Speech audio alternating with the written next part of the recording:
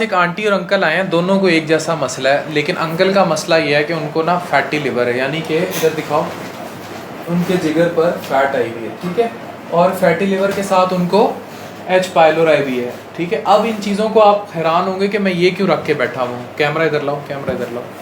ये क्या है? करीब लिया भाई, करीब लिया। स्टिंग, ठीक है। अब आंटी ने मुझे बताया कि बहुत स्टिंग पीते हैं, बहुत ज़्यादा पीते हैं, बहुत पीते हैं, और ये कह रही हैं कि अंकल को ये बाकायदा तौर पर यारों दोस्तों को बुला के महफिल जमा के स्टिंग पीते हैं। किस किस तरह, कोई इसमें कुछ मिलाते भी हैं? बस ऐसे ही पीते हैं, सिंपल स्टिंग पीते हैं। और दिन में कितनी पी लेते हैं? 4-5। वो तो घर में मेरे सामने वो कह रही हैं 4-5, वो कहते हैं 2-3। क्या बहुत मज़ा आता है पी के? कोई एडिक्शन है? हर दफ़ा गैस होती, जो मैदा बाहर निकल आया, वो जो जिगर पे चर्बी आ गई है, वो ट्राई टू अंडरस्टैंड कि ये जो कार्बोनेटेड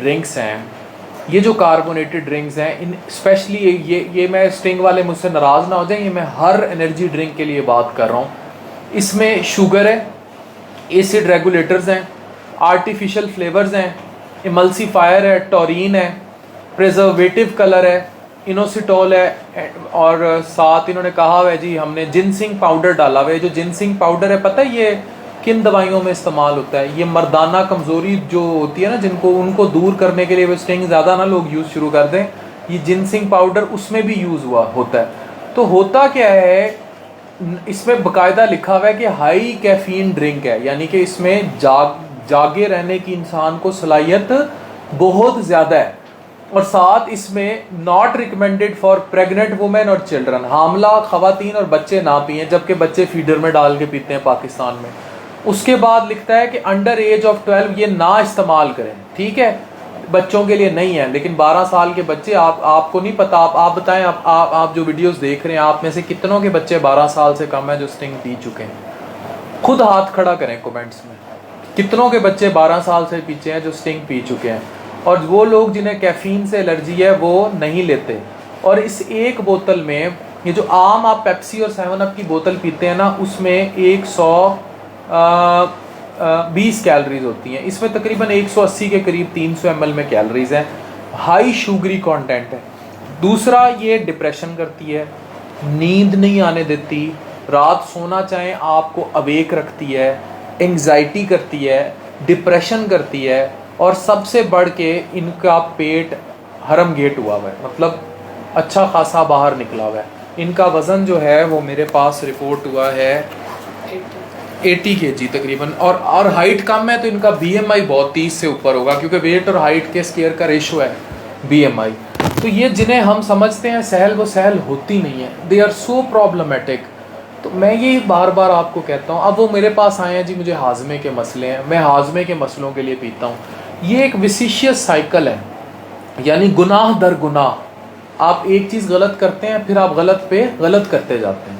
यानी आपने पी, चीनी ली, फिर आप मोटे हुए, फिर हाजमे के मसले शुरू हो गए, मोटापे की वजह से वर्जिश से दूर चले गए, एक्सरसाइज से दूर चले गए।